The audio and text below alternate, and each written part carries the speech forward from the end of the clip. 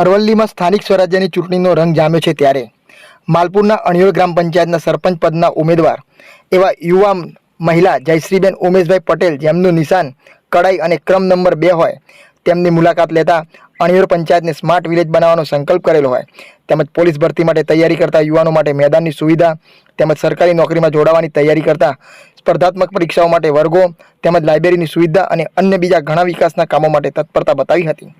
ગામના યુવાન સમર્થકો તેમજ તેમના પતિ ઉમેશભાઈ દ્વારા મતદાતાઓને શું અપીલ કરી તે ધ્યાનથી સાંભળો। જોતા રહો અજય એ ભાટિયા સાથે અલ્પેશ ભાટિયા, માલપુર।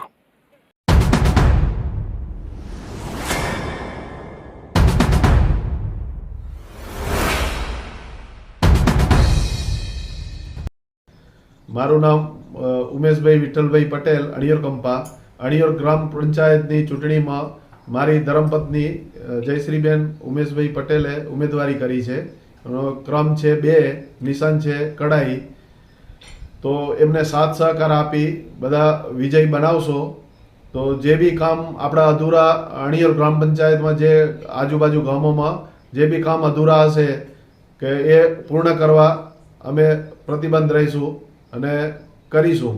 ને જે અત્યાર સુધી અમારાથી જે બનતી કોશિશ અમે બધું કરીશું। જે રોડ રસ્તા, પાણી, વીજળી જે બી કામ હશે એ બધા અમે પૂર્ણ કરીશું।